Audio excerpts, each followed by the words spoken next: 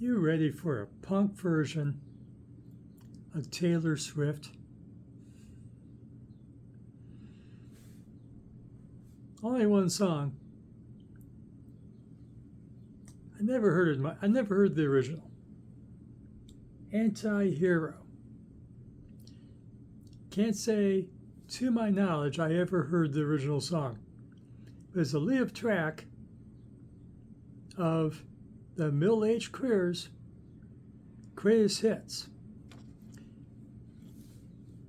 It's not a greatest hits record. It's a cover tribute record of 9 songs they admire, and so they, instead of giving us a mixtape, I might be feeling my age. Instead of sending you an email with their favorite songs, they recorded the songs in their own punk fashion, and of course threw in another Motley Crue tribute album cover, and here we are, the Middle-Aged Queers' greatest hits. Hey group, welcome to Extract Corner. I'm your host, Richard May. What are we kidding here? I'm happy. I'm one of the few people that likes tribute records. I do. Even if the songs are songs I know. But I also like tribute records where I don't know the songs. I did not know any of these songs at all. Okay? Yes, I'm a happy person. I never heard Taylor Swift. Will be one of my new neighbors when she marries Travis and has a house in Cleveland, probably on the other side of town. A mansion far away from me. But no, I never heard Taylor Swift, a Taylor Swift song to my knowledge. Faith No More, I own the big hit one, like everybody else does. You know, with the flopping fish and the whole thing. I even saw Faith No More live. But no, the rest of these bands, nada. You know, a bunch of effing idiots. I miss that band. Their song is I Want a Mohawk. Fade Into You by Macy Starr. I heard of Macy Starr. Keep On Living by La Tigra. French for Tiger. I've read references of La Tigra, never heard. Push. I wish I never heard Bush. Their song You Little Things. Dr. No, as in knowledge. Dr. No. Never mind what their song's called. Flipper. I read references to Flipper. Flipper is allegedly a cool, apparently, not allegedly, but apparently a cool punk band. And Korn, but it's Korn's version of SpongeBob SquarePants. The theme song. So you get a second generation cover. You got the original theme song for SpongeBob SquarePants. Korn redoes it as Korn, and now Middle-Aged Queers does a second generation cover of the theme song by SpongeBob SquarePants. I think I saw a couple minutes of it. That's all. The show, that is. So, 9 songs, 21 minutes, and I kept 5 of the 9 songs to hear later on my YouTube shuffle music. When I get bored and need a recharge, and I go to my music likes and shuffle on my 4,200 songs now, they tell me. And 2 songs are automatic. Didn't need to hear it more than once. The Faith No More song, We Care a Lot.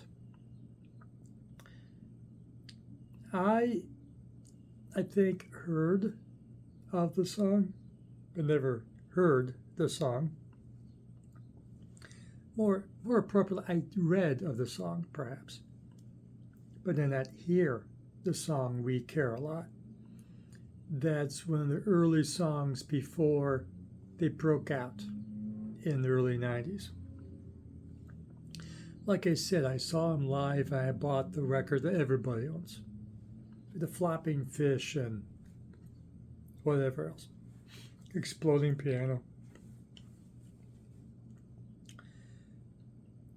So immediately, I like that song. I did check out, because I wondered if it was from the hit record, but I forgot about it. And it's a fairly faithful version of what Faith No More did in their first records.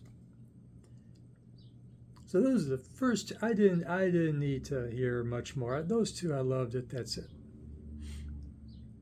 The other 3 songs, as I listened to this over and over again, I just really dug upon repeat listens. Taylor Swift. Yes, I kept Taylor Swift's song Anti-Hero, their cover of that. I did not check out what the original sounds like. I like the cover. That was a hit. It's different when you hear the lyrics distinctly. I don't know I'm sure Taylor sings distinctly as well, but this version, Anti-Hero, it's a hit. Okay. She's a billionaire, whatever. So I saved that eventually after hearing it a couple times and realizing, okay, I like it. I Want a Mohawk by a bunch of effing idiots. And I censored the effing word. About a 10-year-old that wants a mohawk and go to the punk shows. Cool 10-year-old, I say. So I never heard a bunch of effing idiots. Never heard that band. I got Old Skull, which is a band of 10-year-olds. I have a cassette of that. Interesting album. Dad apparently wrote the songs, but 10-year-olds are playing and singing. Never heard from him again. And the song that I kept immediately, because you'll figure out my taste in music eventually. Fist F by Dr. No. This is the only gay song, per se, among the 9 songs. Middle-aged queers are very much a gay band and very upfront and forthright about being gay in their original music. In these 9 covers, the other 8 songs are not gay. maybe some of these bands are gay and I missed the memo. And maybe the songs are more gay than upon my repeated listens, I was able to fathom. Fist F.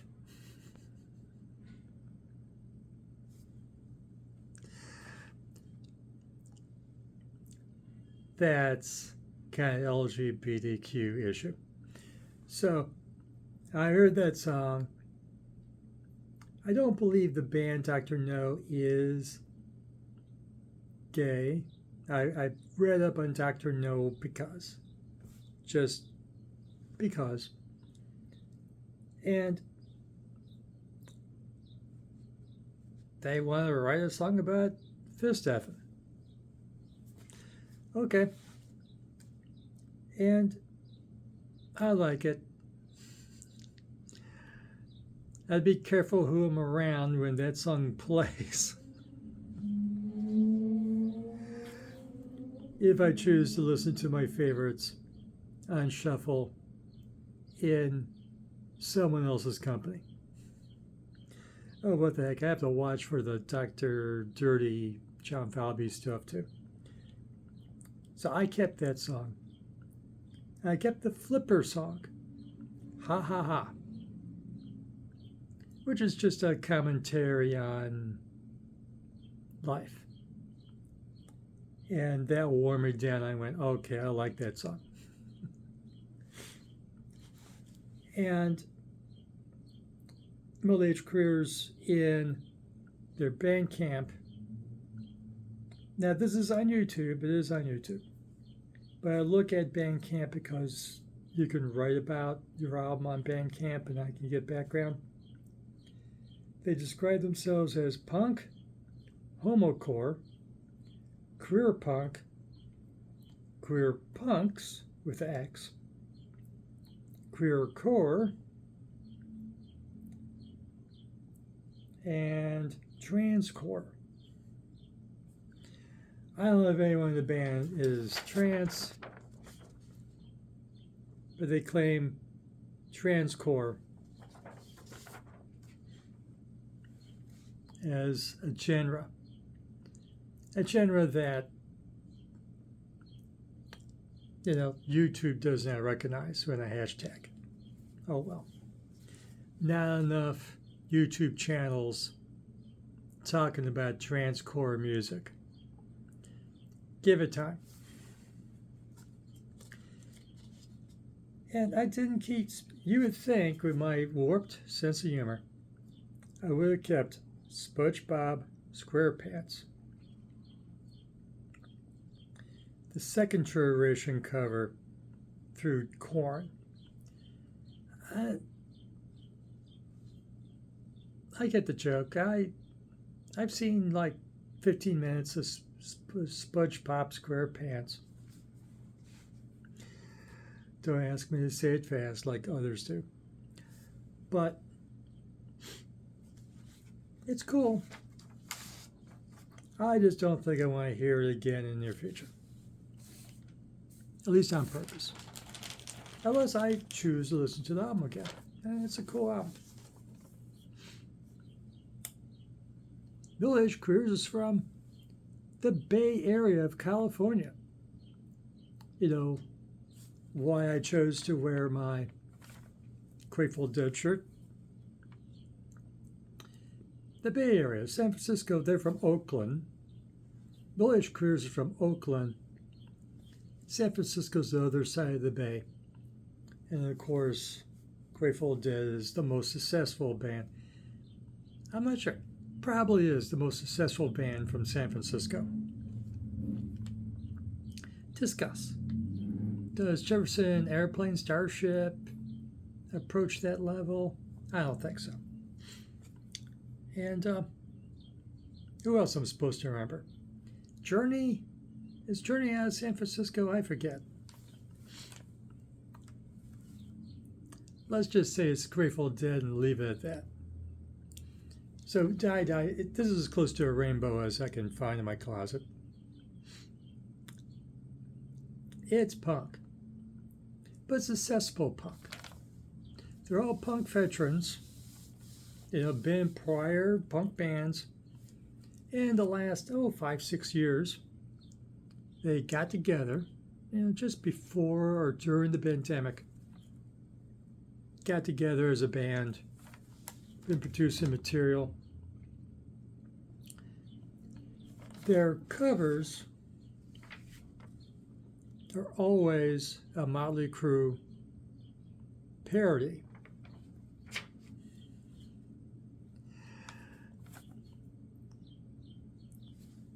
I don't own the greatest hits of Motley Crue that this is based on, but Motley Crue are allies, according to my Google search. Google says Motley Crue are allies of the LGBTQ community, and good for them. They even say their early makeup was to, like the New York Dolls, and others,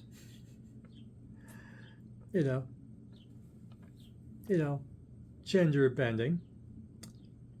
So, good for them. Tommy did do a little boo-boo on a certain social post for the trans, but he fixed it. He's fine. Yeah, so it's punk, but accessible punk. You'll like it.